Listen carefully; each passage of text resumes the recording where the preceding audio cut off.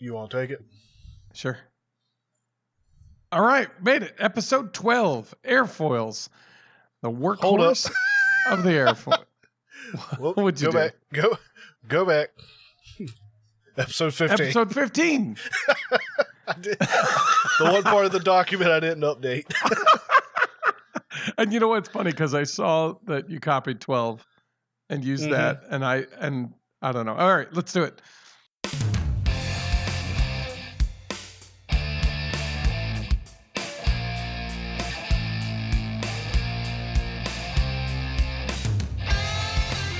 Welcome back to the Aviation RC Noob Podcast.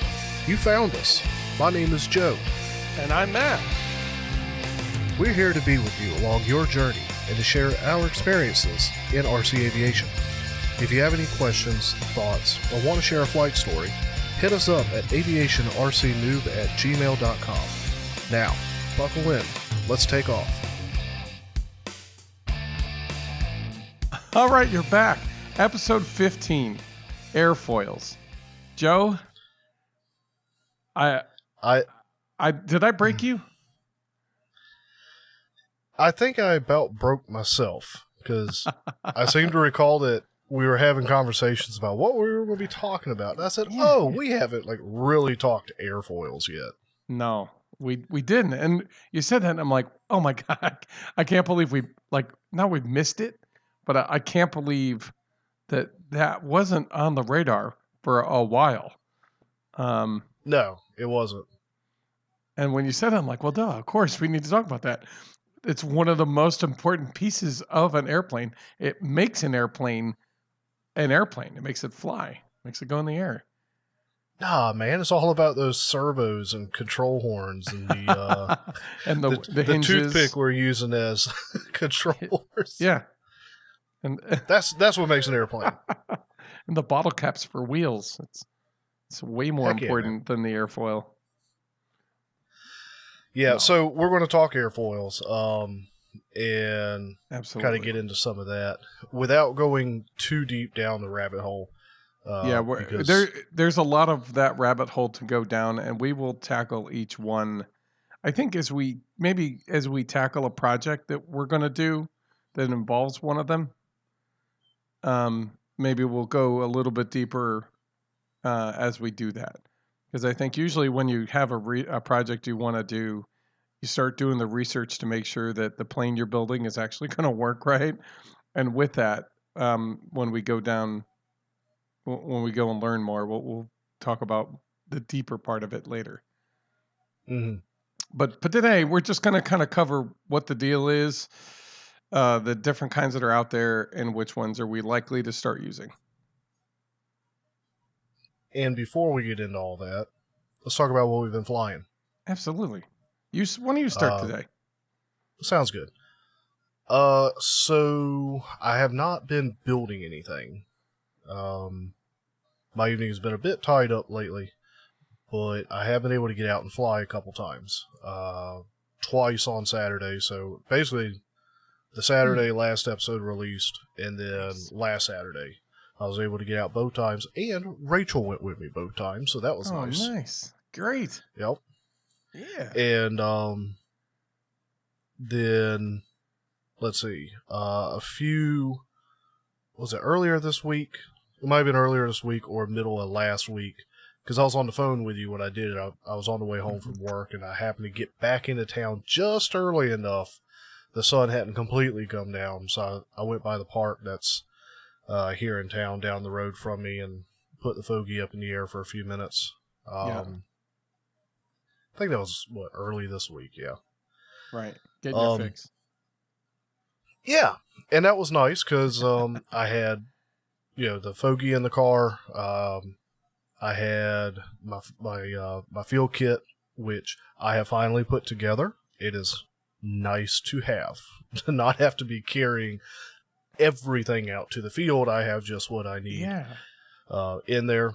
And as I intended when we did the field box episode, I did build kind of fill my field box with what I said I would in our field box episode. So I did take a picture of the field box, and put that up on the website. So if anybody's wanting to kind of see how that's organized, and then just an itemized list of what's in there, that's over on our website. You can have a look at that.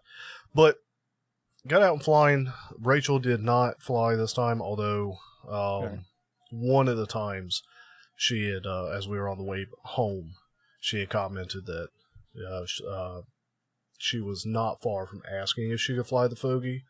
Ooh. But we ended up leaving early that day, earlier than I wanted to initially, because we were out at the school again, and there were cars starting to show up. And it turned out there was the high school, I guess their soccer team or something, anyway, had an away game. And so cars were starting to show up, waiting for their kids to get there. So at that point, I was flying the Spitfire. It already had the Fogey up for one of its batteries. It was flying the Spitfire, and folks started showing up. So I kind of walked out into the field because they were all parking on the same road that we were parking on. So I kind of walked out into the grass a good ways and was still flying the Spitfire. Did you kind of step out in front of them? Hold on, sorry.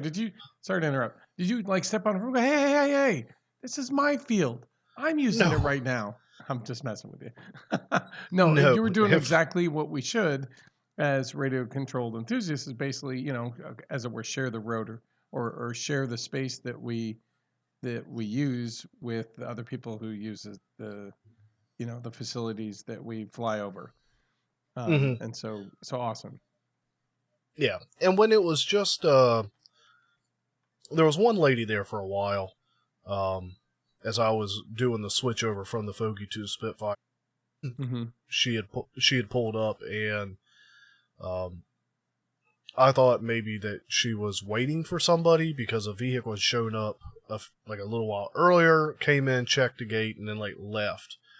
And then a lady in a little sedan showed up, and so after I put the Fogey up and got the Spitfire hooked up and was about to throw it in the air, I walked over to her, just talked to her, and find out what was going on. And that's when I found out that there was a scrimmage game or an away game or whatever, that I knew, okay, people are going to be showing up. So it's just her. I'm going to fly. I'm going to be sure that I'm flying over there. Right. Even though I'm not going to walk way out there, I'm at least going to keep the plane over there so that I'm not making her nervous. And so I got some good flight with the Fogey then. Nice. Sorry, the Spitfire. But after a few more minutes, probably 10 minutes or so, other cars started kind of trickling in. And once there got to be about 3 other cars there, and then a 4th one was pulling in, I went ahead and made my landing approach. And at this point, I had gone ahead and stepped on out into the field just so that I wasn't standing by the road, and that had me kind of setting my don't fly past me mark further away from them. Yeah. But once there started to get more vehicles, I said, let me go ahead and bring it in. I know that bus is going to be coming soon, and I know there's going to be more and more cars piling in here to get the kids. And I don't need to be risking hitting anybody's vehicle if I lose control of the plane. And everybody at that point was kind of parked up against the tree line anyway, so I was largely certain if something did happen, it was going to go down in the grass or in a tree. But once more and more, I said, all right, let's get out of here. So we loaded up and went home, and that's when Rachel on the drive home was like, hey, if you, about the time the Fogey battery went dead, I was thinking about asking you. I said, I wish you'd have said something, because I had a second battery, just I hadn't put the second battery in there. We didn't end up having time to fly it a second time, but I'd have gone in and changed the battery out and not flown the Spitfire. Yeah, exactly. Anyway, dragging on that one. No, that's okay. The story you really want me to get to. We went out again.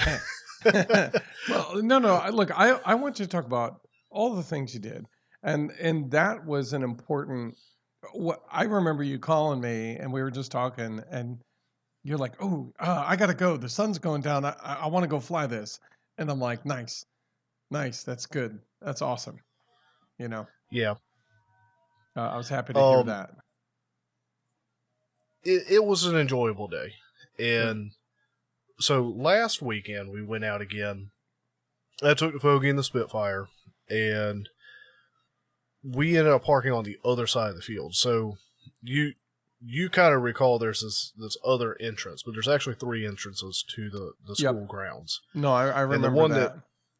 Yeah, so that one is the one that we can easily see is that center entrance, but then on down is another entrance, as a student entrance, and I ended up parking over there so that we weren't looking into the sun. Now, we were out earlier that day, but we didn't have to, flying high, flying low. We didn't have the sun anywhere in our eyes. I'll tell you what, or at least in my eyes. That was rough. I mean, yeah.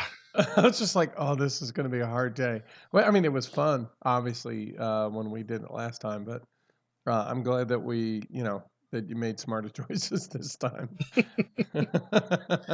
All right, so what happened? What happened? Tell me about it. So got to fly the Fogey for a little while. It had some interesting tendencies. The wind on the ground level, there was none. So I can only assume that either she was flying with tail heavy tendencies, which I tried shifting the battery forward and trying to see if that fixed it. Right. Or there was just wind up there, because it was middle of the day. There may have just been big updraft columns that I was hitting. I don't know. She was flying very, very tail heavy. Okay.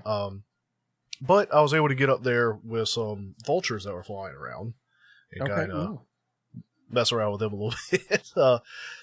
But got the Fogey brought on in. Its battery went out, and then I put the Spitfire up in the air and got to play around with it. And I started getting a little brave with that one once I kind of felt her out again and got her feeling right, and we're good. And that was what one of the things I was worried about, because I had repaired it, right? And when we had the opportunity to fly it, when I was out there, unfortunately, it turned right and into the woods. And at that point, you're like, yeah, I got to beg off on this for now. And, rightfully so. So I was just worried, was that my repair? Did something go wrong? No, it was the flaps being fully deployed, as best I can tell. Okay. Because that time, the last 2 times I've flown it, I did not have the flaps deployed when I went to fly, or went to hand launch, and she took off just fine. Okay, awesome. And mine doesn't really have that pull to the right tendency that yours had. I just still don't. Anyway, we can talk about that some other day when we go out and fly again. But so I got it up in the air. I got kind of flying around, feeling it out, and she's of course a whole different beast from the Fogey. Yeah. So you said you were getting comfortable with it. So that's usually when things get interesting. Yeah, and I had done some aileron rolls. I had done a couple of attempts at flying inverted, which isn't super simple with the Spitfire, but it's not. It's doable. You can do it, but it's not like the 7. You turn the 7 over and it just hangs out there. Whereas the Spitfire, you turn it over and it kind of wants to roll back around. It'll hold, but you gotta push it there. You gotta force it to stay inverted. Right. And I was having to work once I did a couple attempts and had my ups and downs mixed up and thought, oh, she's trying to she's falling, so I want to nose her up to keep her up in the air, which of course at that point nose up is nose down. So right, up is down and down is expensive, right? However, but but I was high enough that I had room to recover from that. Yeah. Good. And so after a couple of attempts, I managed to roll her over, and it kind of clicked, at least for the Spitfire. Okay, be mindful of this, and I got to hold her inverted probably 4 or 5 seconds. And yes, so it's got a dihedral wing as part of its design. They lift up a bit, but that's all the way where it mounts into the fuselage. That's just there's no bend in the wing. It's just up a bit. Right. So yeah, it of course wanted to roll back over on its own, so I had to fight that tendency. So I got a little bit of inverted flying time and brought her back out and leveled her off, and then I started trying to do some low passes. just for some, low flybys, and got kind of okay with that, and started doing some big low turns. Low to the ground, probably 15, 20 feet off the ground, just doing big, lazy right-hand turns. That took up a big chunk of that field. So were they like coordinated turns where you were doing an aileron roll with some rudder, or was it mostly rudder, or was it more like bank and yank? So you're rolling and pulling up on the elevator, and it was giving you a good, pretty smooth turn around in a big circle, or was it mostly rudder? It was mostly aileron with a little bit of aileron with a little bit of elevator to keep her nose level. Mm-hmm. Yeah.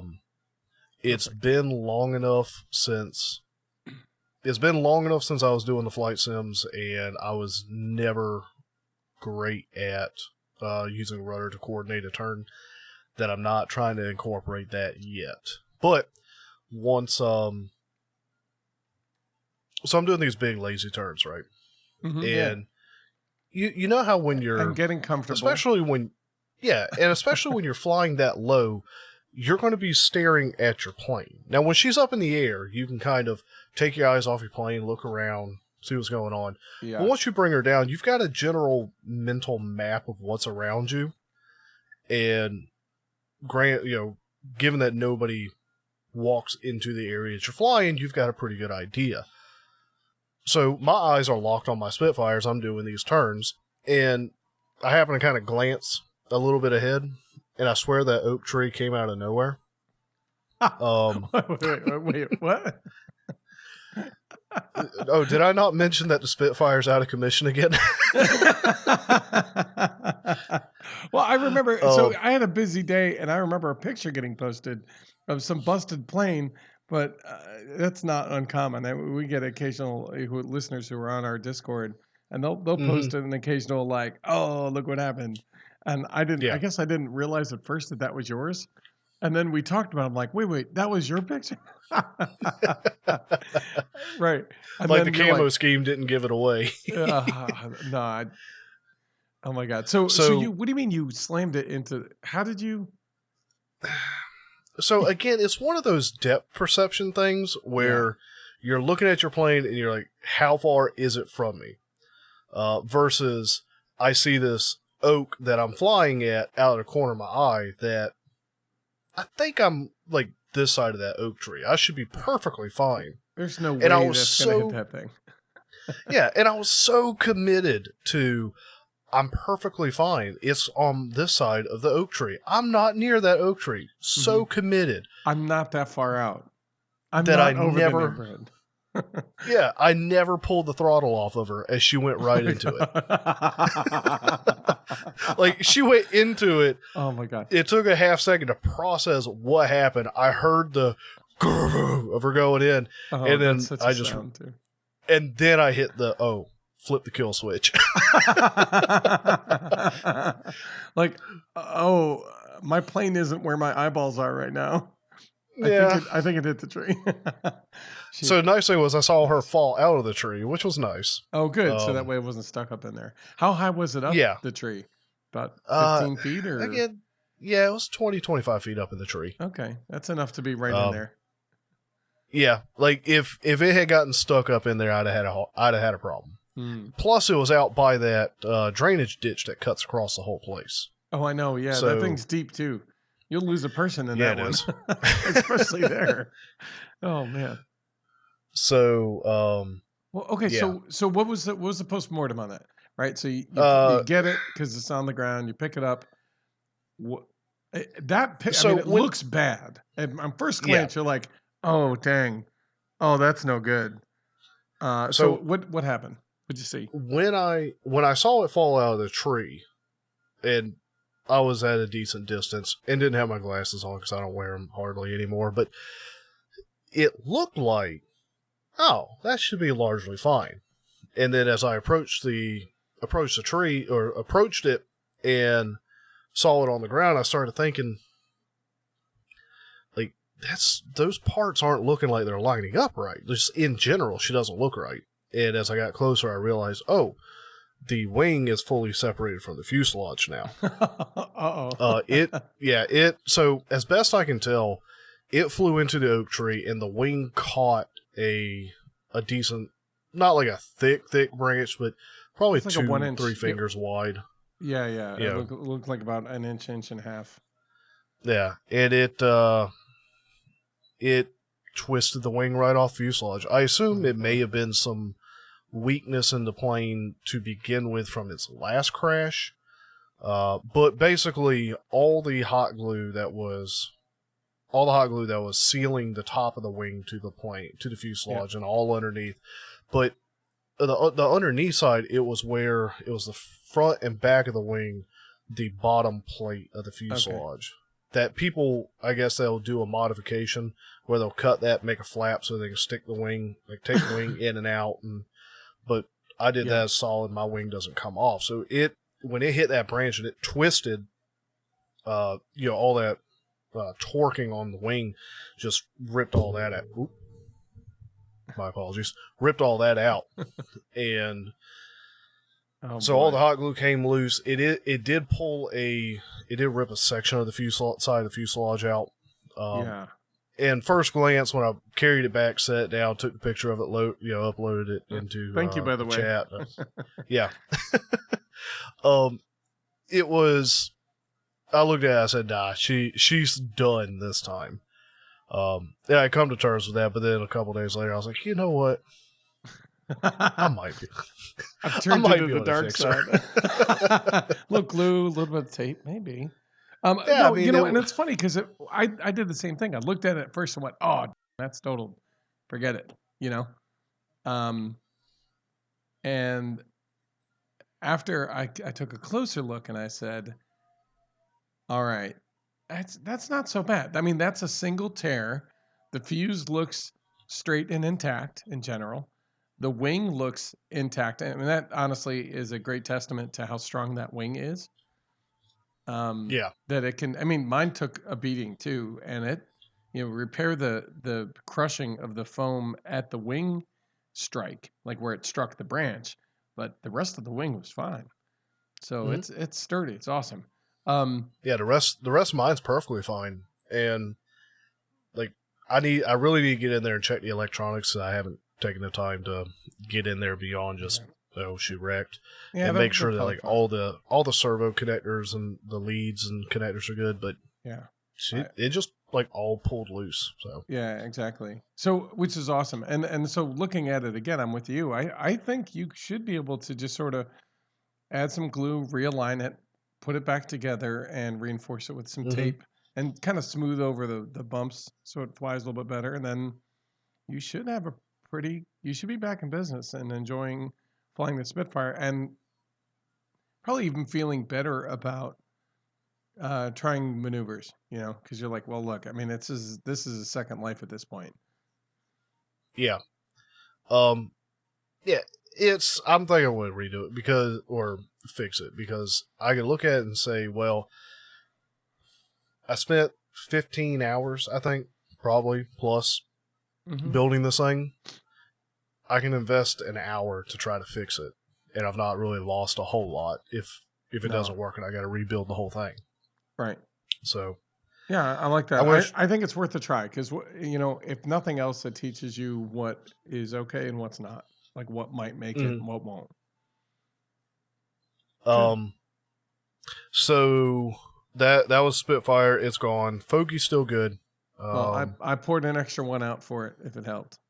I appreciate that. I have not had any signal issues since the last time when you and I were.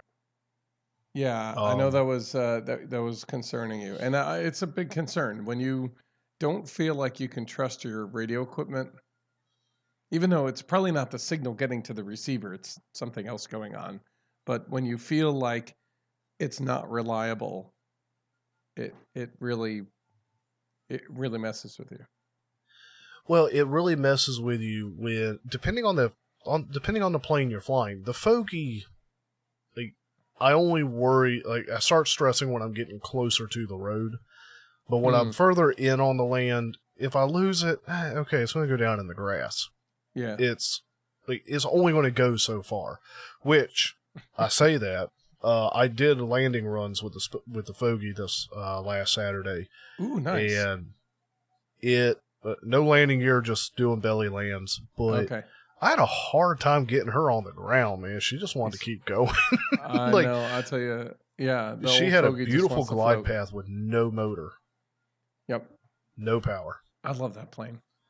Which reminds me, that's on my workbench, is to fix the wing. Yeah, Rebuild the wing. and that wing's quick and easy to crank out. Oh my god, I'll have that done in about half an hour.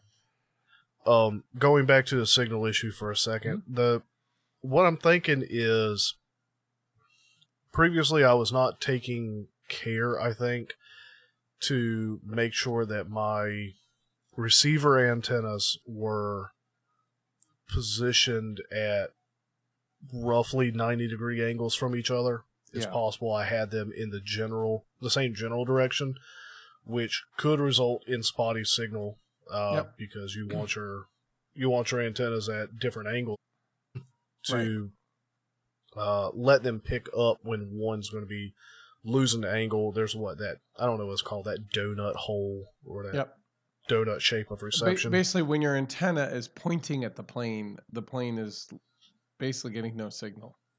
Mm-hmm. But if the antenna is parallel to the antenna on your transmitter, it's going to be picking it up. So if you've got them at 90 degrees, when one is dead on, the other one is perpendicular. Mm-hmm. And so you're going to have one that has good signal, one that has poor signal at all times, at any given point. And of course, it's got diversity, so it'll select the one with the best signal, and you won't lose anything. Or if you do, it's a 3 or 10 millisecond delay, microsecond, something like that. It's nothing that you'll be able to perceive. So I don't know that I was taking care to make sure that my antennas on the receivers were differentiated from each other, and I also don't know that I was angling my transmitter antenna properly, because you kind of get into the flow and you're like, I know what I'm doing. I don't have to think about these things the way I used to. And then you aren't doing them the way you're supposed to anymore because you're not thinking about it. And I think that could have been something that was happening, was maybe I was having my transmitter antenna kind of aimed at the plane. So that could have been some of it too. Moving on from that, there's one more thing I want to talk about, because I had mentioned it kind of to you that I was going to bring it up and then left you hanging on that one. My buddy got me something for my birthday, or handed off because he wasn't using it anymore. I'm going to work on grabbing it here. Hang on. Okay. Ooh, this is a reveal. I have no idea what he's about to pull up. Yeah, I called you afterwards and said, hey, I got this thing, and I'm not going to tell you what it is, but I can't stand not telling you that I got something. So I'll tell you more about it when we record. Let's see. Tell me if you know what that is. It looks like a satellite receiver. It is a Ardocopter. Oh, it's a flight board. Yeah. The receiver antenna. Yeah, with a little satellite receiver. The GPS mod, so you can do things like the mission control and software. You are stoked. Oh my god! And you're going to push me to pull mine out and figure out how the heck to use it. Well, I don't have Ardocopter. I've got the Pixhawk stuff. Okay. Which is like I don't know about a competing brand, but basically it uses similar technology to do the same kind of thing. It's got a control board and a bunch of accessories, the GPS, the receiver, and you can have a bunch of other stuff. Like that's where you can add the pitot tubes and get airflow velocities, real time.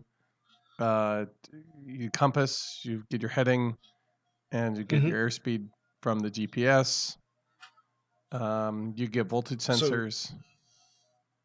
This has all kinds of inputs and outputs for like, I've kind of looked into it a little bit, but in as much as I didn't have a whole lot of time for Oh boy. building and tinkering. I also hadn't had a ton of time to play with this. So it's but it is it is a transceiver on both ends, so I'll be able to receive information from the plane. Yep. And ideally, maybe one day be able to say, get the Fogey up flying on its own and see what I can do with all that. But right, and then you can go on bombing runs. And then all you have to worry about is just releasing the bombs and whatever it is, Or put the Fogey up in the air and have the Spitfire go up there and try to fly formation or fly near it, or build a second Fogey and try to fly formation with the one that's up there flying autonomously. Or get an FPV rig and just enjoy the ride. Well, that's true too. But either way, there's a lot of possibilities. Sorry, yeah. Yeah. I think it's going to be a little while before I can fully dive into that. More so because I want to make sure that I'm flying well in the first place, but that's just another fun toy to look forward to playing with. Oh man, that's going to be fun. You're really going to enjoy it, I think. If I can ever figure it out. You know what? The Arducopter has been around, and there's a lot of support for it, and there's a lot of people who have done some pretty cool stuff with it. So I think you have a community that will be able to support the ideas that you might have to use for it. So I think you'll be pleasantly surprised. Nice. Okay. That's an awesome gift, man. Yeah. Very cool. He had actually been using that on a rover that he was building, a robot that he was. I don't remember what all he was trying to do with it, but I've been watching him play with his rover for the last year. Yeah. And so he said, "Hey man, I got something for you. I'm gonna walk over." And when he handed that to me, I knew exactly where it came from, which kind of tells me he's come to the end of that project. But right, either that or he's upgraded. Possibly. So talk to me about what you've been flying. Oh, okay. Well, when I was with you, I flew the Toucan Sam, the FT Goblin, which I've done up with tape to look like Toucan Sam, which since I've dropped it off with you, I've added a mouth and two eyes. So as it's flying, it looks exactly like Toucan Sam flying through the air. And I'll tell you what, it makes me happy every single time I watch it fly. It's a lot of fun. Rightfully so. You'll hear me occasionally kind of call out, "Follow my nose. It always knows." As I zip past, It's ridiculous. So I went out and flew it a couple different times, and each of them kind of ended in a rough landing at some point, and required because it has such a long nose. If it comes in at not a relatively flat angle, it's very likely to kind of bust that joint, kind of like we had when we did it. And so the first time it was that joint that we busted the first time, it busted again, which is okay. I mean, that's really an honestly easy fix, and I'm not surprised that it's busting there at all. That really is probably the weak point of the design. That's basically where the nose cone kind of fits over the core. If you look it up, you can take a look.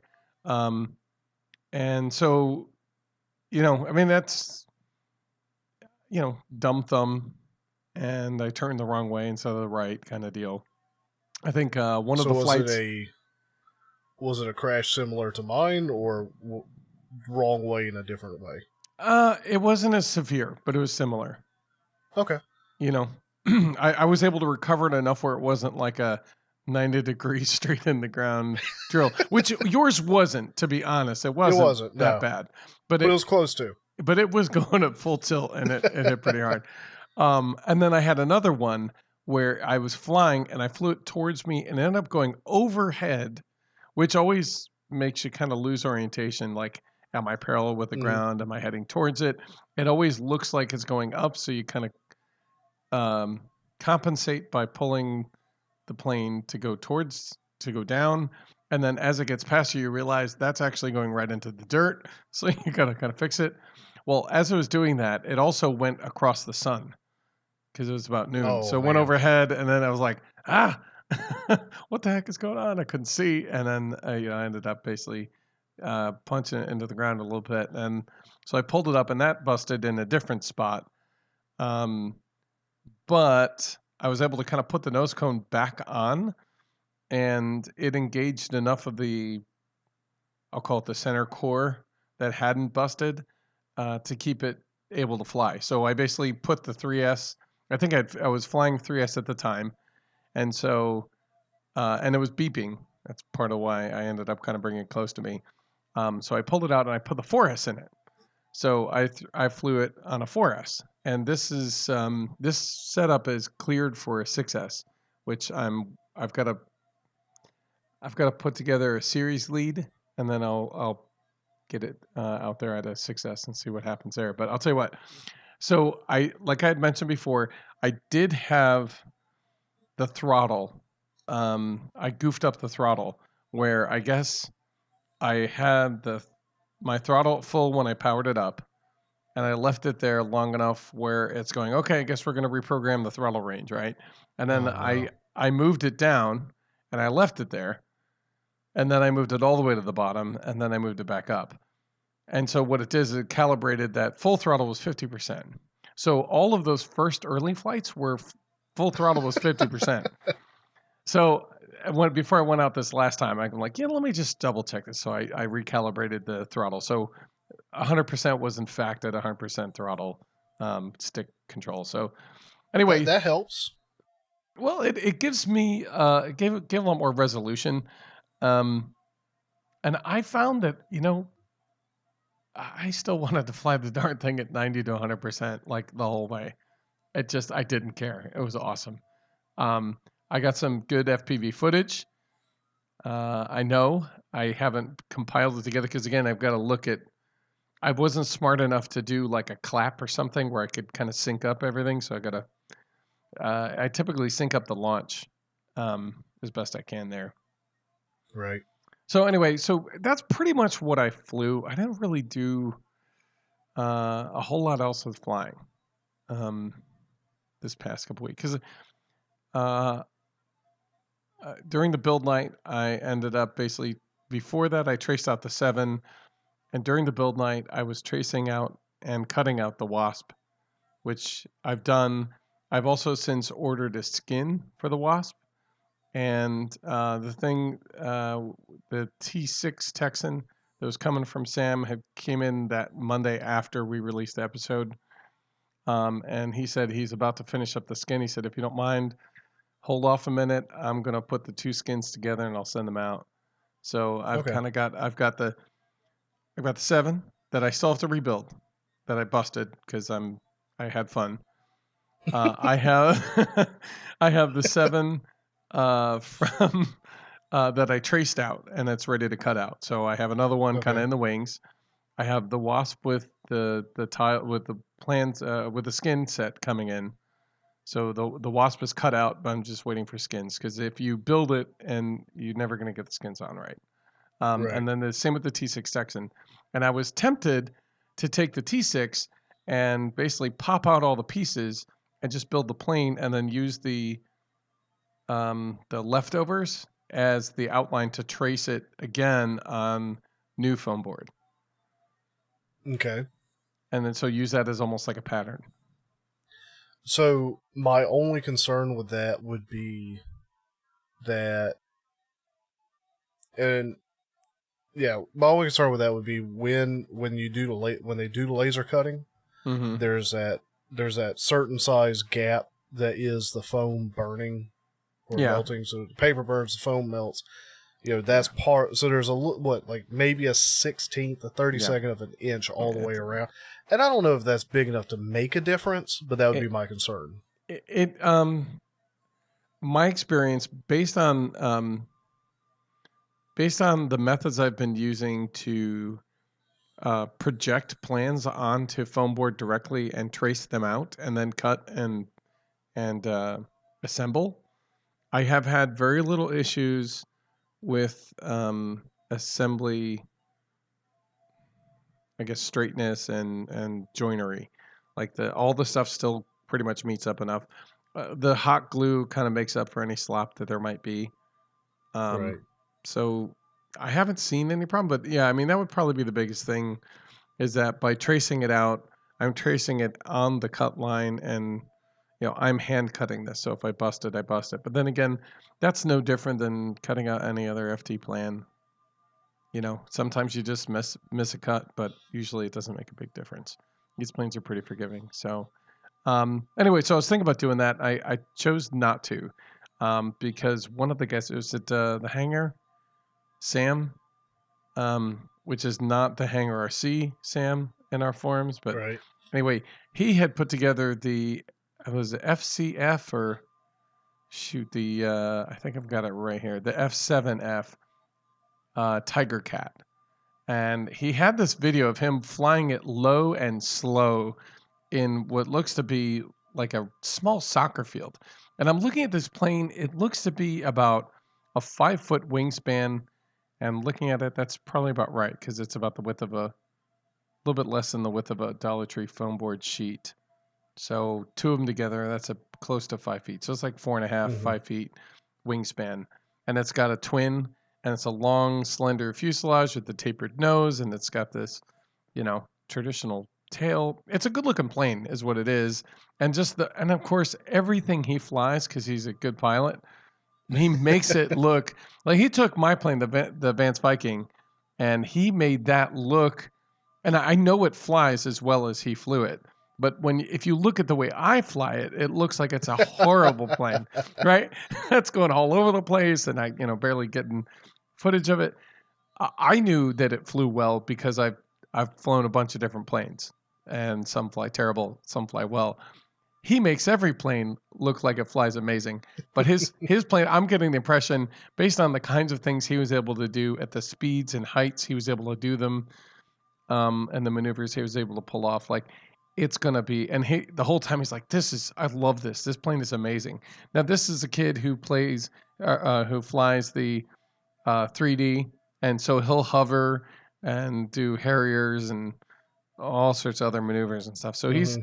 he's got mad skills. But for him to say that the plane that he's flying is a joy to fly means it's probably a darn good plane. So um, Yeah. I spent a little bit of time and I traced it out on some foam board. So I can't wait to get a little bit of time to cut it out and put some motors on it. I'm looking forward to that. I ordered a bunch of motors and they came in. And so let's see. I have now one for the 7. One is coming in for the Wasp. That's the motor itself was on the way. All the other components are here. So that way, one for the Texan. And I've got 2 because I ordered 4. The other 2 I'm going to put on an old plane, but it's a design of my own. It was called the Heaven Spade Carrier. It was done for the Fantasy Build Challenge. If you go to the build, what is that called? A build log or anyway, if you check me out on the Flight Test forums, I've got a whole build page, and one of them is you can just look up Heaven Spade Carrier, and it's basically a big bomber jet plane, and it's designed as like having a little dart of a drop ship that kind of nests into it, and so I built it and designed it. It's got 2 pushers on the back, and honestly, it flies awesome. So I've taken the motors out of that to use it for other stuff. So I can't wait to put these new motors in and kind of leave them in and have them be just a permanent go-to plane. So, and my goal is to then start using it as a platform to do a lot of dumb fun stuff. You know, because you talk about that one it had what a smaller plane that inserts into it. Mm-hmm. I'm like a If you Punjet get almost. a what now? A Punjet. A Punjet's like that. One of those little like supersonic jet planes that just like it was designed to drop out of a Boeing, 737 or something like that. It was literally just like bloop and just drop out. The wings fold out and off it goes. Okay. They're tiny and fast. So go ahead. Okay. Well, if you get that one back in the air and it's flying well, if you ever modified it to have a small plane that could dock up inside of it, and had it wired up and all good and prop and all that. It figured out like and if we maybe a weekend when I come up, we could mess around with it and see if we can figure out the release mechanism and all. We have a second plane in there that you fly up, release it, and that smaller one's got a receiver and a motor. You just drop it out, and I'll have the other controller throttle up, and whoo, off we go. Yep. No, that would be perfect. And I at that point I'll have a couple cameras so that we can put one in the carrier portion, one on the dropship, one on the tail or the underside of the whatever. We'll have a couple going on. I have a lot of lofty ideas that partly the problem is I have a lot of other ideas that get in the way of the really cool lofty ones. I do have a 3-way switcher for cameras. So I have an FPV switcher. So you plug it into a channel and you put it on a 3-position switch, and it will take 3 input feeds from 3 different cameras, and it will shunt whatever one you choose based on the switch through to the output. So through to the transmitter. And then that goes to your FPV feed. So you can switch from, cockpit to wing to dropship. You know what I mean? Like you can, or maybe not dropship, but because the dropship has to have its own separate system. But, it would have to be its own. But inside the drop bay, you know what I mean? Like you can set them up so that there's ready to go. And I did that on purpose because I had a lot of really lofty goals about the Robotech plane that I had put together. I was hoping that I would have more success with it sooner so that I could continue that path. But it doesn't mean I can't use it for this one, which is a success so far. And so that's my plan. I love that idea because that was the other thing is like, I don't have other people to really fly with at my field that I feel comfortable saying, hey man, take these, fly this bomber kind of around in a loop. Based on the fact that the thing is, it's a bomber. So I think to balance it out, I have like 4,000 milliamp hour 3-cell or 4,000. Like I need a heavy battery to balance it out. And of course, if I want more, I can literally just put it closer to the wing and just have a heavier battery. So I don't see a real problem with basically have enough juice to just loiter out there for a while, and then while we figure out how to drop the other plane out of it, Yeah. That'd be fun. I'm excited. Now I'm definitely gonna have to get back into that. Yeah, that's awesome. But I mean, that's what I've been working on. And the other one and the last one, which is probably the most exciting. I told you I was working on that papercraft plane. Yeah. Right. So it's the Cessna A36, A37 or T37. And it's basically it's a trainer jet plane, has twin intakes almost on either side of the fuse, and it shoots them out. And I mounted it to Dollar General foam, which is half the thickness of Dollar Tree foam. So it's 3/32 of an inch. And partly because these are papercraft, so they're designed to have no thickness effectively.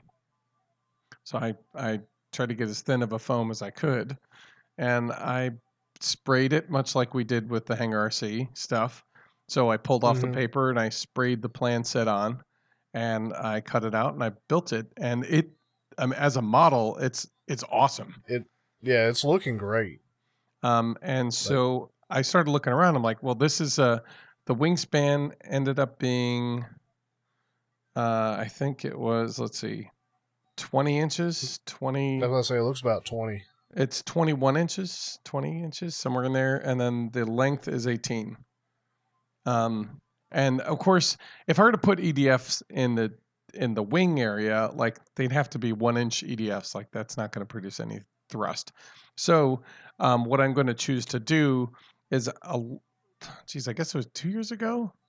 When I was out at Flight Fest, I decided to buy a twin H power pack, which is basically 1106 4,500 kV motors with 2.5-inch, quadcopter propellers. So they're for micro quads basically. So they're really, really, really tiny motors. Yeah, that's really tiny. But is that Yep. going to fit in that fuselage? It won't fit in the fuselage, but what I did is I 3D printed, I'm trying to put it up, a little mount bracket, which I will then Okay. put on the front of the wing, right in front of the wheels. Okay, so you're going to convert it to a prop driven? Mm-hmm. Yep. And I'm going to have a twin prop driven. And while it's not perfect, it'll show me if the plane will fly. It'll give me a sense as to where it should balance. And one of the things I love about this craft is the fuselage is really wide. It's designed as not a tandem, so not back to back, but side to side, Right. as a seater. So it's designed to train. So you have a pilot and a trainer next to him, and they're controlling this thing. So it's really wide and kind of flat, which means you can fit a decent sized battery in here. Like you don't have to be relegated to a little tiny battery that slides in this sliver of a fuselage. The other neat thing about being papercraft is it's a scale replica. So they pay attention when they're building this thing. They pay attention to the finer details. Like there are wheels, but the wheels have a bay, a well that they kind of go up into. Well, Right. there's stuff for that wheel well, so you can build it. So I've ended up doing that. I'm going to show Joe here on the camera, but you can see. Yeah, I thought that's what I saw when you were holding it out earlier. Yeah. Let me pull the. Oh, I can't get it because it's because I'm trying to show you. So there's full flaps. Okay. There's flaps and there's all the innards of your wheel well in there at both the underside where the bay doors open up. So you see the inside of the bay door as well as the outside, right. And then the gear well, and then same with the cockpit as well. So I've printed out the cockpit. I haven't cut it out. I just wanted to see how sturdy it was going to be. And honestly, it seems like it'll be really sturdy. So I'm going to print out the cockpit and put that in. And ultimately, I'm going to take this canopy that they've cut out of. You can basically, it's a print. But what I'm going to do is I'm going to print it in clear plastic. I cut the shape out and then basically make it out of clear plastic with the canopy, with the cockpit inside as the paper model. So it should be a pretty darn good replica when it's all said and done. And now if I have the twins on the outside and I can fit a decent sized battery in the nose ahead of the cockpit, I don't see any reason why it can't fly like that. So it should look like a pretty darn good replica. And if I can get it flying, I think it'll be a lot of fun. So I'm very excited about how that's turned out so far. Be sure to take some pictures of that so we can include it in the show notes. I put together a forum thread with all the details I have so far, and I'll be updating that as I go. So I'll have a link in the show notes here. Just go take a look, see what you think. It is. I'm trying to think of the gentleman. It's Stallcraft, I believe, is stallcraft.net is the guy who put together the original. And he's got skins galore, too. So the neat thing about his paper models is he'll do a paper model of a plane. He'll have the blank plane, basically the paper model. He'll have it blank for you to make whatever design you want. But he's also got, it looks like he's got about 12 for every craft he chooses to make. So I chose this one because it's got a dragon on it because I'm kind of partial to that. Okay. And I guess that's pretty much yours there. Yeah, I mean that sums it up because I was working on this earlier today and I traced out the Tiger Cat last night. Okay. I did want to say, I forgot to mention it during my section, but I do have the HRC7 sitting over there on the workbench. So I've not opened it up yet, but I'm going to be working on building that in the semi-near future. You're going to have it. Yeah, you're going to have a lot of fun with it, dude. Mm-hmm. I'm looking forward to it. And also, thank you for the motor for the birthday. Yeah, absolutely. Happy birthday. Okay, so moving on before we get into airfoils, I haven't seen any listener comments or questions. Have you come across any? Oh, yeah. There's one. We've had a little bits here and there. And people popping in Discord on occasion, Well, but there yeah, was okay. somebody from on Facebook. His name is Jared, and he just kind of indicated that he just finally caught up, and he said we're doing a great job. And he's not the only person who's been giving us love as a listener. And honestly, Joe and I know we both really appreciate when you reach out and let us know, how we're doing. And then I'm like, okay, is this guy a noob? What's the deal? And then I looked at the picture he sent with it. I'm like, oh, this is cool because this guy, if you take a look at it, Joe, this guy he's been in the hobby for a while. And it's neat to hear that somebody who's been in the hobby is enjoying the podcast as well as anybody who might be new. And it's evident by the size of the aircraft that he's flying and how he's flying it that he's been in the hobby a while. Yeah, I'm looking at the picture now. He's I know when I open it. Like what, 3 inches off the ground there? Yeah. Doing a hover? Yeah, he's doing a hover with a Mambo. And I mean, it's not far from him. And he like you said, he's like scraping the tail across the ground, and it's a huge plane. The plane is as big as he is. Straight out. Oh, did you see? It's been recent because we. Did you see where he left a video in the comments? I did, but I haven't clicked on it, and I bet you it's tremendous. I think I started watching a little bit of it, going, "Oh, this is going to be good." I wasn't in a place to be able to really sit and enjoy it, so I wanted to come back to it later. Yeah. Well, once we're done tonight, I'm going to have to go and watch that. So thank you, Jared, for sharing with us. That's awesome. Yes, and that's a beautiful looking bird, by the way. Oh my gosh, yeah. I look at that going like, oh, that one day maybe. I've really got to figure out why I don't get the notifications when our community section has a post. Yeah, I don't know. It may have something to do with it being a page, or who knows, man. Facebook is such a mystery to me. I'm lucky I even find that when somebody posts on there. But we keep looking though, so thank you for reaching out for those who do, and we really appreciate the feedback. Yep. And real quick, last thing before we go into the airfoils, I think last episode we were letting everybody know that that our website was going up. On the website, we do have a contact us form. So if you want to send us an email with feedback and such, that's another option.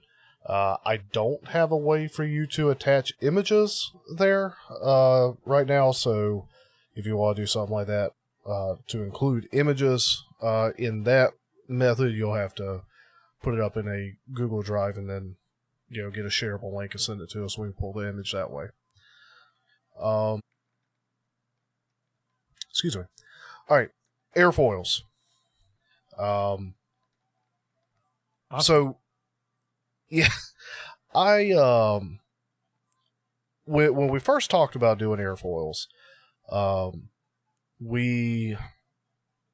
know we wanted to talk about how airfoils generate the lift briefly, and then talk about the NACA numbers and the NACA designation and the KFM designation. So originally I was going to cover one of those number methodologies, and I wanted to discuss lift. The problem was I started diving into lift to make sure that I had it right and try to get some better understanding of it. And it's magic, isn't it? It's sort of what I'm coming to the conclusion. Is that what broke your brain? It is. So while I'm on the road, for work, I'll, before I get on the road, I'll pull up a video. I'll do some looking on YouTube, try to find something that I can listen to that's trying to explain the principles of lift. And I'll start listening, and it's like, whoa, this is going to be too advanced. And I'll, pull up an O and get back on the road, listen again. And the principles of lift that I always understood are not completely accurate, not completely true. So you and I kind of discussed this, a day or two ago, and I asked you about your understanding of lift, hoping that you had a similar concept as mine prior to doing all this reading and such, so I could be like, aha, I'm about to school you. And I kind of did, and I've explained it that way. When I did some of the STEM stuff, I was trying to explain to, these are kindergartners, some of them, and I'm trying to explain like how an airfoil, how this weird shape, when shoved through the air, ends up, I guess, producing more force than it weighs. And that I found was so hard. And I ended up doing the equal transit theory crap. And I say crap because I know it's not accurate. Yeah. Go ahead and tell me what that is. So equal transit was basically my understanding. Mm-hmm. Even though I didn't know it as equal transit, that was just the assumption that I had come to. And to clarify, equal transit is part of the Brunelli explanation of how, a part of a Brunelli explanation of how lift is generated, which is when the wing is cutting through the air hits front of the wing and is divided, top side, bottom side. Air going over the top of the wing has a longer distance to travel to reach the back of the wing, and thus has to accelerate to then meet back up with the air that went under the wing. Now you gotta get your partner and do-si-do. So if you let go, you gotta come back to that same partner, right? That's sort of what the equal transit is getting at, is that if you could assume that two particles hit the front of the wing at the same time, and one went top and one went bottom, the one that went top has a longer distance to travel, more surface area along the wing to cover to reach the back to meet back up with its partner that went under the wing, and therefore it will accelerate over the top of the wing to catch up. And that acceleration through the Brunelli principle. Anyway, that acceleration of. Go ahead. I was going to say the particles become further apart. At least that was part of the transit theory. The particles are further apart and thereby have less pressure. There's less parts per surface, so therefore it has less pressure. And if it's less pressure on the bottom or on the top than the bottom, then the higher pressure pushes up, trying to equalize it, creating lift. I think that's what I remember hearing. So the Brunelli side of that is when a liquid is flowing. It's when a fluid is flowing. Okay, yeah, not a liquid. When a fluid is in motion, when it is flowing, its pressure drops. And thus, when you're having a wing cut through the air and the air accelerates over the top of the airfoil, it's accelerating, it's flowing faster than the air under the wing, and there is a flow speed difference. Therefore, the air pressure above the wing is lower than the air pressure beneath the wing, and so the higher pressure under the wing is pushing up. Now, that is running under the assumption of the way that is often explained is running under the assumption of equal transit, which is that if it starts at the front of the airfoil to go, it's got to end it's got to end together. And I don't know that was necessarily explained to me in that manner, because I don't ever recall equal transit being mentioned. So when I started seeing equal transit theory being discussed as I was doing the research for this episode, it kind of baffled me. I was like, well, what do you mean? Like, I didn't know this was a theory, and now you're telling me that the way I understand it is a theory. Like, you're giving it a name and telling me it's wrong. Yeah, not only is it a theory, but it's wrong. Well, Yeah, what the it's heck? wrong. Well, why'd we spend all that time learning the wrong stuff? Come on. Yeah, you're telling me that what I thought, like, I didn't know it had a name, but it's got a name, and by the way, it's wrong. So, what's actual? So it's wrong in that the particles like, there's no particles tied together that get separated and then meet back up. And in actuality, that's a falsehood. Is that particles don't have, there's no rule saying if a particle is near each other, when something pushes it apart, that it has to come back to that same particle. There's nothing holding them together. And that's really the farce of it. However, the core of it, that there's a lower pressure on top of the wing and a higher pressure under it, and that generates that differential, and the need for it to become equal is what generates the lift. So that part is correct. It's just not the mechanism by which it happens. The lower pressure doesn't happen by that method. It comes by what other way? So how was this disproved? You told me something that I thought was really interesting. So when we see wind tunnels and they do the smoke, they have all these lines of smoke, so you can see the flow lines. The way, and this was done a number of years ago, and so those that are involved in the aviation engineering get driven batty by the equal transit theory, and that it's even discussed and taught. Yes, because that's a thing, but because somebody has to spend time to unteach it. Right, but I mean, as a simple explanation, like, I can see why that happens, but instead of doing solid smoke lines or solid flow lines, they do smoke jets or smoke pulses. So they'll puff a little bit of smoke in each of those flow lanes, if you will. Instead of having solid lines, they do a short burst in each of those points where the lines would be, and they use high speed video to slow it down and look. And what they see is that the smoke will all the smoke puffs will reach the front of the wing at the same time, because they're all coming at the wing as a solid wall of air. But then once they get separated, the smoke puffs that go over the wing accelerate, as we expect them to, because low pressure, they're flowing, that's what's supposed to happen.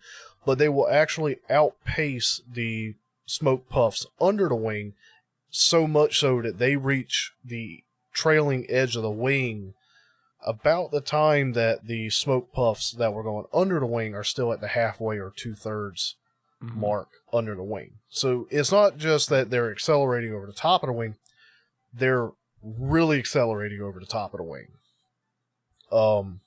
And by far outpacing what's going underneath the wing. Now, why is that happening? Good question. I don't have an answer for why it's outpacing it, because in my mind, equal transit, even though that I didn't know that's what it was called, that made sense, but it's wrong. It does. That, it's the air going over the top is outpacing, and actually, because it's outpacing the air going underneath the wing, that shows higher flow, which thus means higher pressure difference, and thus you're getting a little more lift out of it. So, the Bernoulli principle has.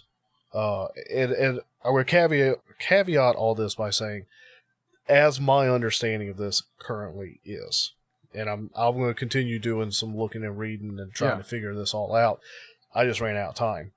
But the Bernoulli principle, so that the lift generated from the Bernoulli principle is present. It's not the whole picture, but it is present, because there's also a component of what's called alpha, but the angle of attack of the wing cutting through the air.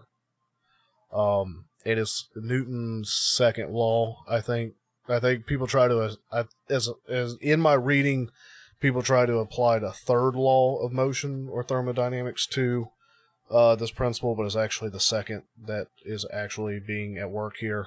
but as the Mm-hmm. wing is cutting through the air, it's got a touch of alpha to it, which the wing may look flat and level, but that chord line is actually Yes. elevated slightly. Right. So And you are the chord getting, line, if we go back to episode, was it 2 or 3, where we talked about all that stuff, that is yeah, the point from the center of the leading edge to the point at the trailing edge. So that line, if you're in a Clark Y, the center is like the back edge is the bottom of your flat hmm bottom, and then right. because the Clark Y is a flat bottom airfoil thing that we've seen before and we use in flight test stuff, and but the leading edge is going to be like midway around that bend, and so that's actually hmm elevated. And when you look at that angle, like you were talking about, it's like 2 or 3%.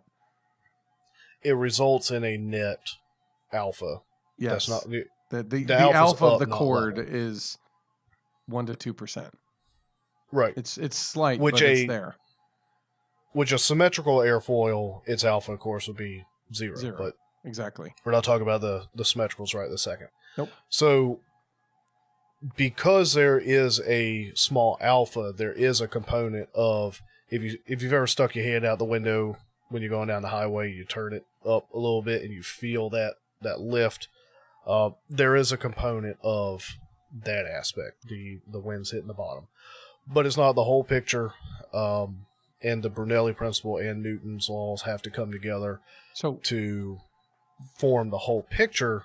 But we- basically, kind of the point I'm at right now is the conjunction of those two make the majority of the picture. But I've got to dig into the Euler equations, Euler, yeah. Euler, the Yeah. Euler equations, to kind of get the full and proper picture. But Yeah. dude, trying to dig into lift and why wings do it was like basically me trying to read master theses on the topic. There's all Yeah. these formulas, and even if you watch a video where somebody's trying to explain it, they're talking at a level that Right. You have. I don't have fluid dynamics. Yeah, I was going to say it's all fluid dynamics, and I've had fluid dynamics. So as a civil engineer, we do pipe flow, right? Water flowing over a dam is fluid dynamics, right? Yeah. So I've learned a lot about fluid dynamics, more than I ever cared to know. It's cool that I can apply it to something other than civil engineering, so that's nice. Um, and so we talked about Bernoulli's principle, and I think you explained it well, and that as the velocity of a fluid increases, the lateral wall pressure of that fluid decreases. So the basically the static pressure, and static basically as instead of a flowing pressure, like when you have a water hose pushing against a wall, like you flow it against the wall, it's going to have a pressure from the flow. It's the pressure perpendicular to that flow, right? So something that's not really being pushed by the liquid itself. It's the other pressure. They just how much force that liquid has on everything. So you'll notice that as it moves faster, there'll be less pressure than in the other spot. And basically, when you look at all fluid dynamics, and the only reason why I did well in those courses was it all boiled down to one basic idea: what goes in must come out. It either comes out with a height differential or an elevation difference, it comes out with a pressure difference, or it comes out with a velocity difference. And and they all are in relation to the area of the in and the area of the out. Now you think, well, this is an airfoil pushing through the air, it's unlimited area, right? But you got to Right. think that that bump as it goes through the air isn't going to affect the entire air column all the way to space, right? It's having a No, big but effect. there is a gradient. Right, it's a gradient. So it starts out by affecting the particle that it runs into a ton. And then that affects the next particle a little bit less and a little bit less and a little bit less. And depending on the viscosity of the fluid, depending on how um, how much the fluid molecules affect each other, that effect only goes so far, right? And so really what you're looking at is, as the airfoil moves through the air, it's affecting a small amount of a column of air. That's actually disturbing only so much air. And you can measure the difference in before it gets disturbed, and then as the airfoil passes through it, it's going to reduce the area. So if it's at the same pressure gradient in the atmosphere, the pressures aren't different. If the height isn't any different, then something else changes. So the area is reduced, so the velocity has to increase. That's just something has to give. What goes in must come out. If the area changes, something has to give. The pressures aren't changing, the heights aren't changing. The only thing left is velocity. So the speed of the air changes. When the speed changes, Bernoulli noticed that the pressure, the static pressure, decreases. It's again, it's a balance of that equation. And because that pressure is lower on the top side of the wing than the bottom, it wants to equalize, and we have lift. And if that lift is more than the weight of your plane, it flies through the air.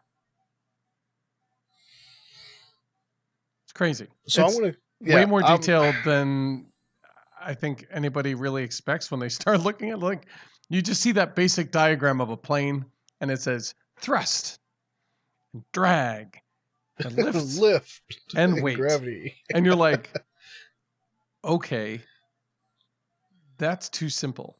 And I looked at, I can't tell you how many times as a kid I looked at that and went, that doesn't make any sense. Like, what is drag? What is this? Like, I don't get it. What is lift? How does that come about? And yeah, and it's basically the shape of the airfoil determines how much lift is generated.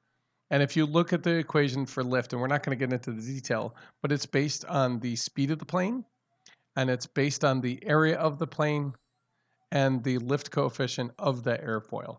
So every airfoil has a certain amount of, it basically has properties that it generates based on the angle and the speed and all that stuff. But is that formula you have listed here? Yep. That's like 1/2 rho, which is I think that's the viscosity of the fluid times the area of the wing times velocity squared. And so the faster you go, the more lift you're going to generate in an exponential fashion, which is why at a certain point you only go so fast. Right. And then you have the area of the wing. So if you want to produce more lift, you either have to increase the wing size or speed up your plane. You can only speed it up so much because the faster you go, the more drag it gets produced by the plane. So at a certain point, you have diminishing returns. And that's what we basically fight against as when you're doing an aeronautical engineer designer guy, you're fighting against how fast can we go? How can we break that equilibrium? How can we push that to its limit? So, but we're dealing with RC aircraft, so that's yeah. So that lift discussion lasted longer than I wanted it to, and then what I originally had we talked about talking about lift. But that's my current understanding of lift, and It's not complete, and it's not fully accurate. But I'm gonna, like in time, I'm going to continue looking into it because those concepts apply enough to explain why things are happening. They work. Right. It's just not the complete picture. And I do want to get the complete picture. So I'm going to keep looking into it. And if I ever have the aha, we'll revisit it and kind of talk about it. Yeah, definitely. So with are you going to cover the various symmetric, semi-symmetric, cambered and all? Yeah, I can cover the basics of it. With RC, we're really going to only see a couple types of wings. Obviously, so the wing foil shape you can produce is nearly infinite, right? But with RC aircraft, you're really only going to see a handful of things. You're going to see a symmetrical airfoil. You're going to see a flat bottom or a Clark Y. Or you're going to see, I'll call it like a NACA, like a traditional airfoil shape, which is almost like a curved teardrop. It looks mostly like a teardrop. And depending on what you need from your airplane, like if you're using a flying wing, you want it to have reflex, so you're going to have a curve to it and a kind of a recurve on the back. That's called reflex. Again, it depends on what you're doing, but for the most part, that general teardrop shape is your core airfoil shape, and that is also the core that is the basis for the. If you've ever seen like a NACA, they call it NACA because it's the National Advisory Committee for Aeronautics, and it was developed, way back by the United States Air Force. They wanted to find a way to basically describe different airfoils in a way that you could, I guess, get meaning from a quick number set, maybe. And so they came up with like a 4-digit number set. The first digit describes the maximum camber as a percentage of the chord. And so camber is basically the curve from neutral. So if it's a 0, it's straight. If it's, 2, it's 2% of the chord length is how much bowing that center line has along the airfoil. The second Okay. digit describes the distance of maximum camber from the airfoil leading edge. So it basically describes how the bow happens. Is it more towards the front? Is it in the middle? How far back? And then the last 2 digits describe the maximum thickness of the airfoil as a percent of the chord. Your lift characteristic is highly dependent on the thickness of the airfoil. So if you need it, because that's how much drag your wing is going to produce. So if you have a really thin airfoil, it's going to produce less drag, but it's probably going to produce less lift because there's less pressure differential. So again, because it's the change in area is less than if you had a fatter air cord, right? So with those 4 digits, you can get a pretty accurate description of what's going on in a wing cross section, right? So like a 2412 is an example that I think the Wikipedia has, and it's basically a camber of 2% located at 0.4 chord or 40% of the chord from the leading edge, and it has a maximum thickness of 12% of the chord length. So if you have a 10-inch wing, you're going to have a 1.2-inch thickness airfoil. And it's going to be fattest at 40% from the back. So it's going to be 4 inches from the back is going to be your fattest point. And it's going to have a general bowing of about 2%. You'll see a little bit of a camber. It'll be thicker on the top than it will be on the bottom. It'll be a little bit more flat, but there'll still be a bulge. Okay. And I was about to ask you how, like, where did the number, like, that's, yeah. The first number there is going to rectify the issue I was having as I was thinking about that just now, because I was thinking of a symmetrical airfoil as I was, like, mentally assembling that. But I forgot the camber part of that, which... Right, the camber tells if it's going to be symmetrical or if it's going to be, bowed. So more flat on the bottom than it is on the top, right? Like that's kind of what that is. So, which is pretty cool, honestly. With 4 digits, you can describe what an airfoil looks like. And there's a tremendous amount of variance with that. If you ever want to, we'll put a link to the description. There is a website where you can just put in the 4-digit or the 5-digit or 6 or however. Right? I'm only going to cover the 4 and 5-digit because that covers a great number of airfoils. But you can just put in the airfoil section you think you want, and it will chart it for you. You can print it. It will give you the stall characteristics at what angle and what speed. So what angle of attack and all that stuff. So it'll give you all the performance characteristics. And one of the things we didn't really talk about is like I'm not going to talk about here because NACA doesn't really address the Clark Y. Clark Y is just straight bottom. And I don't know if there's a number that describes it. But basically, the reason why you'll see a lot of like Cessnas and a lot of all around good airplanes will use this section is because it has the window of operation it works best for most situations. Like its angle of attack is pretty good. It takes a while for it to lose its lift. It has good stall characteristics. It has a good wide envelope of speed. Produces a lot of lift while not creating too much drag, but it's not going to be a speed demon, you know. And we use it in foam board because it's really great because you take one piece, it stays flat. The other piece, you put a bunch of score cuts or you peel the paper off and allow it to bend and you just roll that over. So as long as you got the bottom flat on your surface, you just roll the other part over and glue it in place. And now you've got this great airfoil that has a wide envelope of usable flight characteristics, which is great for what we do. It's awesome. It's easy. It's simple to make, which why you see a lot of it. And I think that's why Flight Test chose it as the core, right? As the airfoil that it started with. And I didn't, so I wasn't familiar with the Clark Y name until we were, kind of talking before this episode.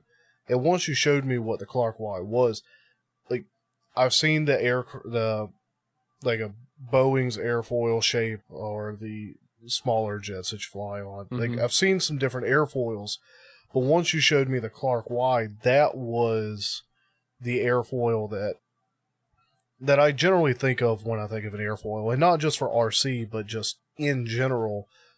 Like my always thought of a airfoil largely was the Clark Y, which was the flat bottom, and I think that stems from back when I was flying the Cessnas in the simulator and having been around a Cessna, and I'd have to look back to see if a Sandpiper has a Clark Y or if it's actually running more of a NACA, NACA style. But yeah, the Clark Y is what I think of when the first thing that comes to mind when I think of an airfoil. Me too, and honestly, it's the one when looking at a diagram, that's what they're showing, oftentimes. And so, anyway, obviously with the airfoils, the 4 digits, you're not getting all. Like you can get a lot more complex, and so the NACA group came up with a 5-digit version, which kind of gave you a little bit more information, and allowed for a more complex wing description or airfoil section description. And they, according to Wikipedia and according to NACA, it's does it in the format of LPSTT. And L is the lift coefficient. It's a single digit that represents the optimal lift at an ideal angle of attack of was a 0.15 L. So it's not a coefficient of lift, but it's a coefficient of lift at a basic angle of attack, right? So I guess I'm not really entirely sure. That's one of those things. Was like, okay, but it tells somebody an idea as to what kind of lift that airfoil will likely get, right? P is a single digit for the x coordinate of the point of maximum camber. And the maximum camber is at x equals 0.05 p. And then so your p is the number. And so it's like 5 hundredths times the number in that digit. And that's the point of maximum camber. Okay. Again, this is where you start getting, okay, this is getting really complex. And it keeps going deeper, right? So S is a single digit, and it's really a binomial. So it's on or off, a 0 or 1, to whether or not the camber is going to be simple or something, or to have a reflex.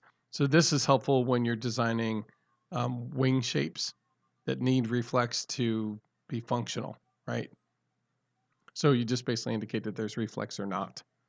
And then TT is that same thickness of cord as a percent, or thickness as a percent of the cord, much like in the other one.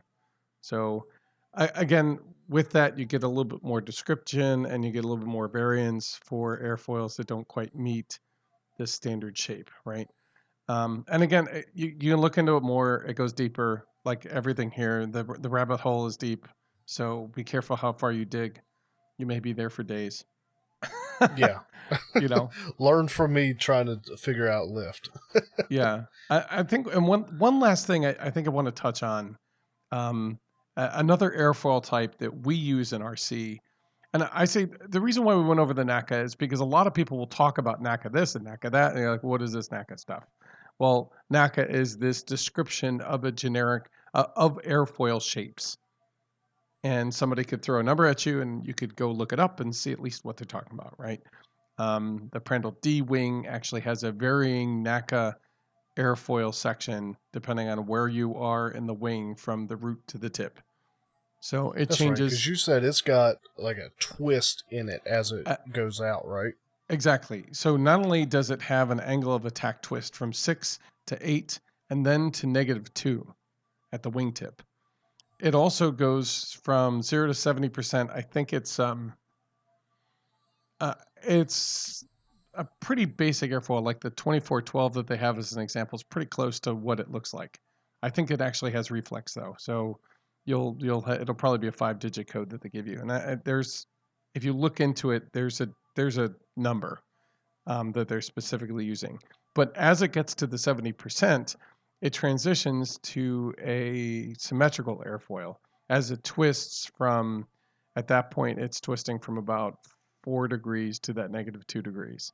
So as it's approaching the 0 mark and around, it changes to be a symmetrical airfoil, because in that 30% of the outboard portion of the wing, it is not aerodynamically loaded, and we'll get to that some other day. But because of this, we can use a handful of small coded numbers to describe exactly what's going on in this wing from root to tip. Mm-hmm. It's pretty cool. So one last thing that I do want to talk about, and it's something that you've built, and that's a KF, or a Klein-Fogelman wing shape. And you built it without even knowing it, and you built it on the FT Delta, was it, right? It was the FT Delta, right? Yep, FT Delta. Okay. And the FT Flyer, and yeah, I think that's it. No, I didn't build the Flyer. Mm-hmm. No, you didn't, but they both use the same principle. So the Klein-Fogelman wings were created by Richard Klein and Floyd Fogelman, and they were basically a couple airplane enthusiasts, and they were in airplane throwing competitions, and they were trying to come up with an airfoil that would have a gentle stall characteristic at high angles of attack. And think about it. I mean, if you're throwing an airplane in a contest, you want to give it as high up as possible, because it's going to go up having a high angle of attack. When it gets to the top, you don't want it. You want it to sort of like level out gently, level off. Yeah, and just not fly nose down. Right, and not do the porpoising action where it just goes up, stalls, and drops in until it gets enough speed and then goes. Like so they wanted to find and with experimentation they had found this family of airfoils that works. And I will briefly describe. There's a picture. If you go to Wikipedia, they have the full family. I'm going to talk about the 4 basic ones, and know that the KFM airfoils are modifications of these. But basically, it's a step. You have a general rounded nose shape and a flat bottom, and the upper surface kind of comes around and curves to about 40% of the airfoil length, and it cuts off at an abrupt 90-degree step down to that bottom flat plate. And this is achieved easily with foam board or any other flat medium, like a boarded method. You basically just fold it over. The trailing edge of that board is your step. And and it's pretty neat. So what they did is they have the first one is the step is on the bottom at 40%. The second one is the step is on the top. The third one is there's the step on the top just as a second, but there's like an intermediary step behind it. Like another 20% of the wing chord is another step about half the height. And then the fourth one is symmetrical. So there's a step on top and bottom. And this is so useful when you're doing something simple like a profile 3D plane. You build the KFM4, which is a symmetrical airfoil, and you get control for days. You get lift. It's symmetrical, and it allows you to do a lot of fun, acrobatic feats with a really simple shape. And by basically putting two sheets of foam on top and laminating them together, you add a ton of extra strength. And you can also use that to put in a spar. It leaves a lot of room for design and structure. So you can just have a lot of easy, quick fun with your planes. And so I built the FT Delta, which had, I guess, the kind of the KFM2. Yep. It just, it was an angled, it was a, I guess, Delta shaped wing, but it folded back and, glued all the way and such. But it had that one layer of step. Yep. And it didn't make a whole lot of sense to me that was generating lift, but we were talking before we started recording. You were kind of explaining these micro vortexes that exist in the step or right behind the step. What's going on with that? Exactly. So as the plane starts moving through the air, the air that it's displacing goes past the step and it tries to return back to the original. And as it does that, it creates a vacuum, like a small vacuum, and it basically takes that air and pulls it around and creates a reverse vortices. And that circulating air creates basically like a cushion for all the other particles right above it to just keep going straight across. Okay. And what happens is it creates this cushion that almost matches perfectly the natural curved airflow of like a Clark Y or any NACA airfoil that's out there. And so it creates this almost perfect laminar flow back to the trailing edge. So something may have just clicked, maybe not. When we were talking about it earlier,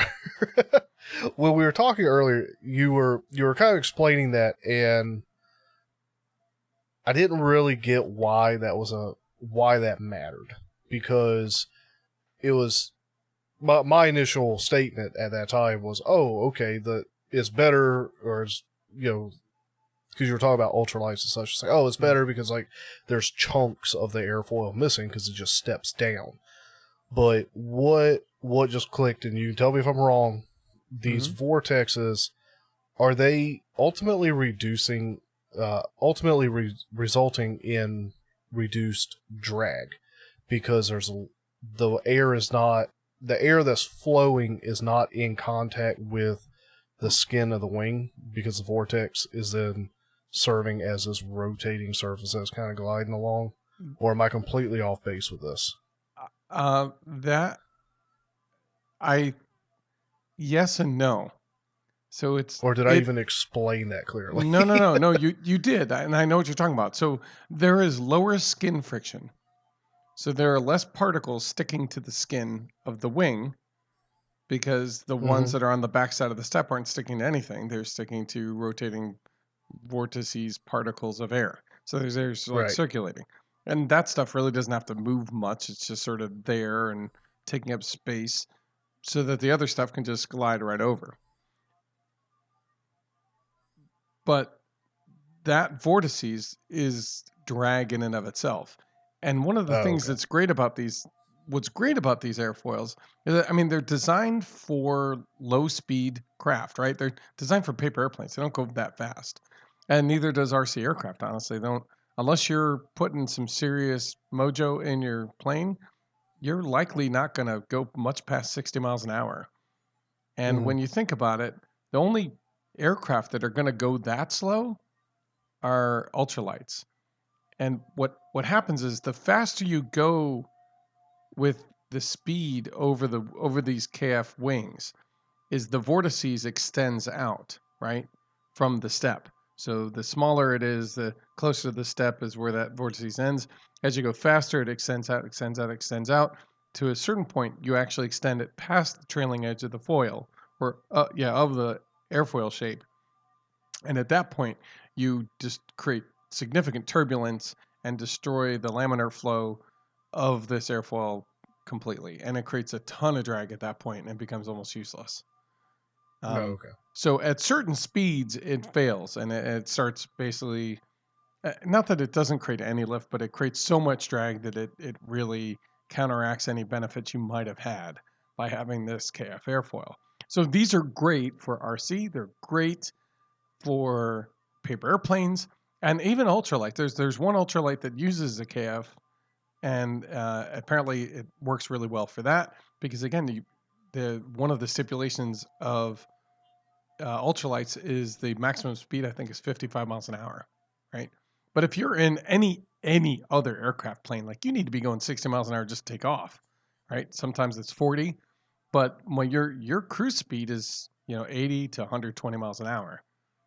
So these airfoils unfortunately fail at those kind of speeds. So they're useful for us in what we do here in RC, but they're and they were never really intended to be full scale. But there's been some testing. There hasn't been a ton, but there's been some testing to see if there might be a way to use something this, because they do have much better stall characteristics at high alpha. So when you'll look at a traditional airfoil, and as it comes up to like 15%, and you're basically stalling out, it'll drop pretty hard. Where these will gently, it'll still maintain more lift than a traditional airfoil at those higher alphas. So and it drops off slower. So it ends up creating a softer drop. And that's what you want. When you're stalling out, you don't want it to just drop you out of the sky. You don't want to have a complete loss of lift. You want to have a gentle loss. So you can continue to control it as the alpha goes back down to something you can control and the airspeed regains. Yeah, because any plane that I'm accustomed to ever worked with, when it stalls, there's that just boom, nose down. Yep. Well, and it starts diving until it gets sufficient speed to then pick back up. But what you're saying here is the gentle stall of this says it kind of stalls, but then as it's stalling, it's getting its speed back, and it doesn't need a whole lot, so it doesn't like nose it. It just kind of, all right, and I got it back, and I'm not losing a whole lot of altitude. Okay, exactly. Yep. That brings us kind of the end of what we wanted to talk about with airfoils.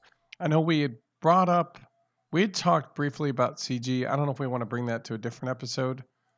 But I think we got a little more time if we want to kind of somewhat address that, because when we're talking about airfoils, we're not going to talk about airfoils in this side of the hobby without also thinking about where CG generally is going to line up with that airfoil. Right. Because the biggest part is we have these wings, and what we're trying to figure out is where the average lift is, right, from this airfoil. So you're basically trying to figure out where the center, I guess it's called the aerodynamic center, which is the point on the cross section of the wing where the forces of the drag and the lift are acting through they're acting through that same point. So at which the pitching moment, so basically as you angle up the plane, your angle of attack changes, the coefficient, basically the amount of lift is constant. Right? So that way you say, okay, right here, it doesn't change. This is where I want to assume I'm rotating about. Because if this plane rotates here, it will be consistent, and I won't have to guess at what's going to happen. Mm-hmm. And so we try to figure out the aerodynamic center of this, mainly of our main airfoil, is what we generally concern ourselves with. But that's not, as we delve deeper, not always there's more to this picture. Yep. But that's what we think. Like, that's the center of lift, right? We want to figure out the aerodynamic center, and then that's the lift. So we want our CT to be right under it. But is that entirely true? Not perfectly. And I think you'll have a picture, or at least a link to this picture that we're referencing. So it makes sense when we stop and think about it, and it also makes a lot more sense for planes that have an actual airfoil that is their horizontal stabilizer. So that tail wing, if it's got an airfoil, you have to take its lift component into account when considering center of lift. Well, that's the other thing, is we didn't talk about it, but a flat plate, just a flat plate, is an airfoil. Yes. Remember, if there's any incident to that plate, there's going to be essentially the Klein-Fogelman effect. There's going to be a void on the top of that wing that's going to create a very small but rough airfoil shape. There's going to be a camber to that airflow over that flat plate from the trailing edge, from the leading edge to some point along the flat plate. That effectively creates an airfoil, and that also thereby creates lift. So even if it's a flat plate, unless it's dead on with zero angle of attack into the slipstream, which most tails aren't when they're flying, it's actually generating some lift. Mm-hmm. So two terms that we need to define then, and you kind of already talked about the aerodynamic center. Aerodynamic center is the center of lift. Again, we're going to visit that one again in a second, but aerodynamic center being the center of lift for that airfoil. So you've got your main wing aerodynamic center, and then when you look at your tail, you've got a tail wing aerodynamic center. Once you then take into account the tail wing aerodynamic center, you are then pulling the center of lift for the plane backwards from the front wings aerodynamic center. So your plane's full on, like, its total lift component, and there's fuselage and other things to take into account there, but all lift components combined give you the plane's overall center of lift, or the neutral point, I think is what we kind of just got out of all that. And the neutral point is not, like, when working with the foamies, at least, I'm not going to speak to the balsa side of things because I hadn't done it, but when you and I are working on our planes, the Fogey, the Spitfire, like, we've got points where the CG is marked. This is where your CG should be, the center of gravity. And generally, it's at slightly behind, like, it's right there at the wing spar most times. If you've got wings that are generally straight out. Now, you got wings that tilt backwards, whole different story. But, and you've got images for that too. But when you're placing that CG, you're placing it, for us, typically just back of aerodynamic center of that forward wing. That ultimately is resulting in a nose-heavy plane when you look at its neutral point being the actual center of lift of the entire plane. We think of it as, like, we're putting the CG maybe just a smidgen back from center of lift, but is actually forward of center of lift when you take the whole plane's, like, all the lift components within the plane. Your CG is going to be forward of the center of lift. Point. Yep. Yep. It's again, this is where that rabbit hole goes deep.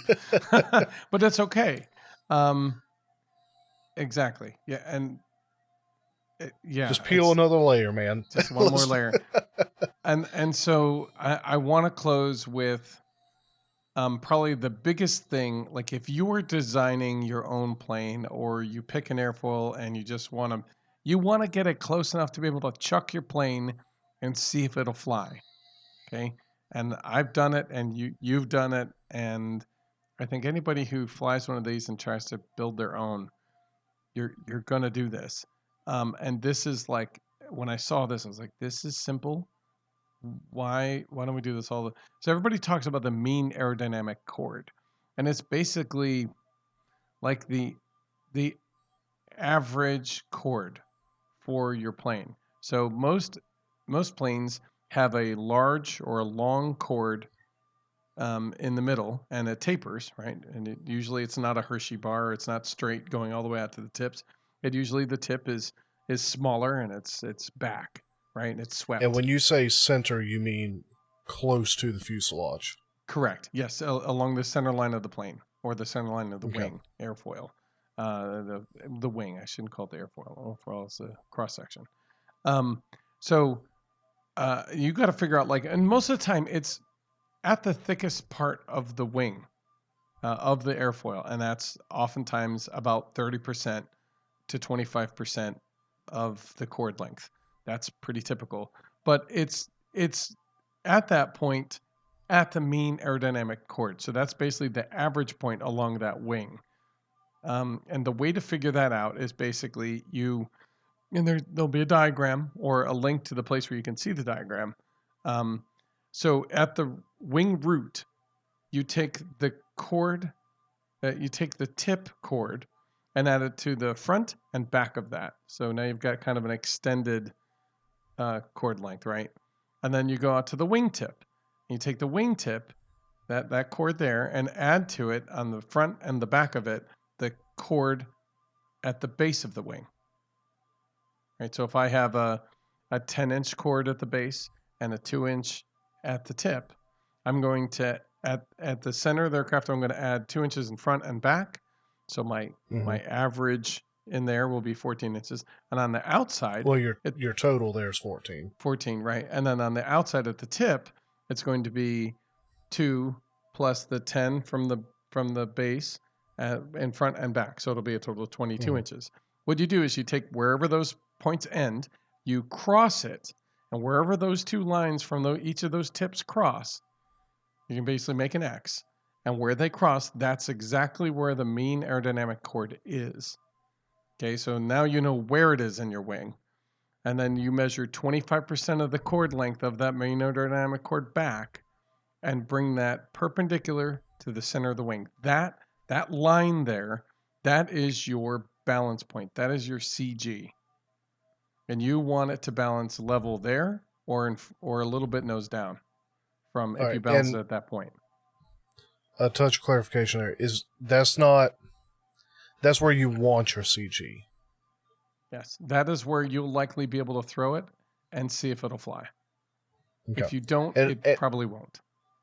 and I'm clarifying it that Mm-hmm. because to say that is the CG versus that's where you would want your CG.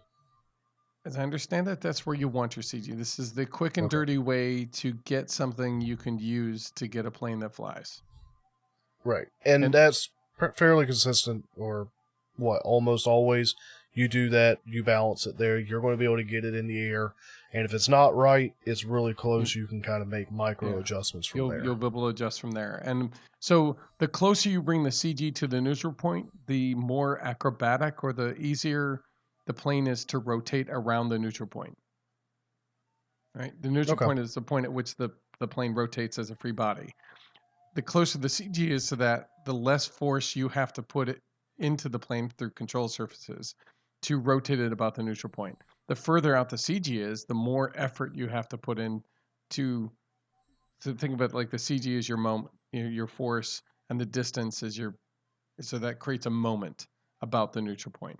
And the more that moment is, the harder it is to turn it. So but what you don't want is it to be, if it's too close to the neutral point, you're going to have something squirrely. If it's behind it, it's going to be a mess. You'll have an unstable plane, and it'll want to turn around or do some other thing. and that's what you don't want, definitely. So you definitely want to be moving that CG point forward. As I say, neutral nose heavy plane may fly badly, but a tail heavy plane may not only fly but once. Mm-hmm. As I have shown. I think we all have.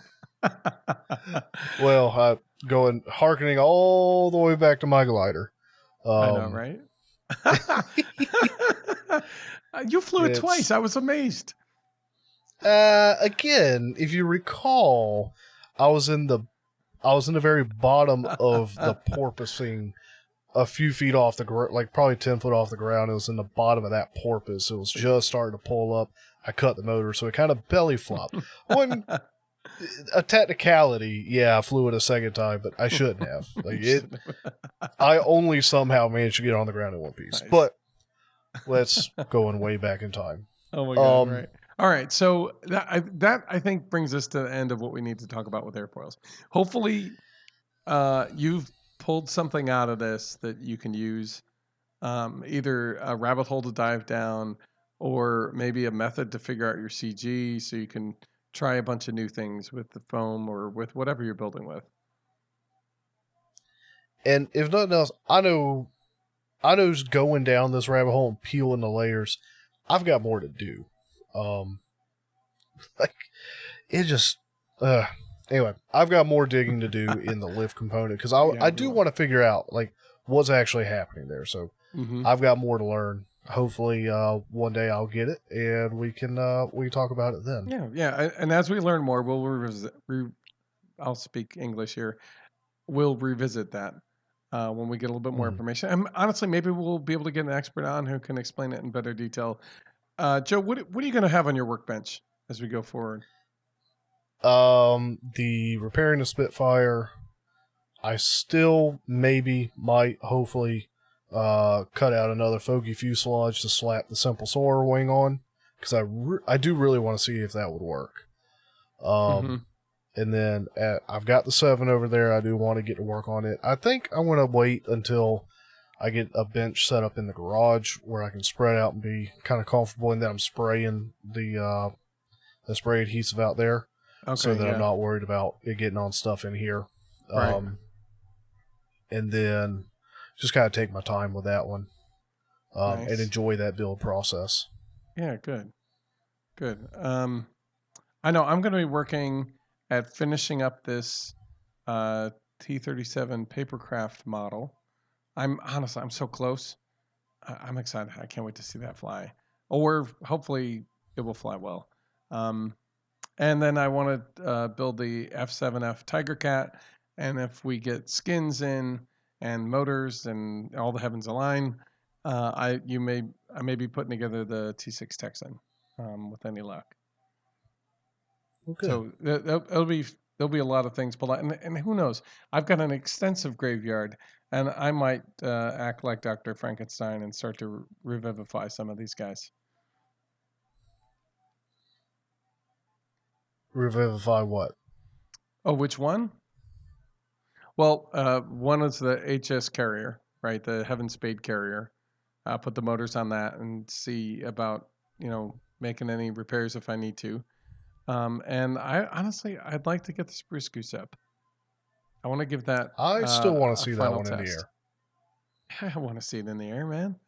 8 motors, all going wee, because they're like those little 3-inch, jobbers, the 1408s that spin at awful speeds. Right. Yeah, I can't wait. All right. Well, in closing, guys, thanks for being with us, as always. Like Matt said, I hope that you guys learned something. I know I did. And if you have any comments, questions, just want to reach out to us, you can do so on the Facebook page. Apparently, Matthew is way better at monitoring that than I am. Okay. Also on aviationrcnoob.com, we have a contact us form you can fill out.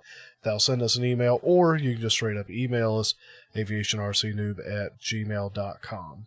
Matthew, any last minute? Nothing, man. Just go down the rabbit holes. They're fun. You learn something, and I really I learned a lot more about the Klein Fogelman airfoils than more of the technical stuff, and I enjoyed that. So go out, go learn something. All right. Well, until next time, guys. Bye. Bye.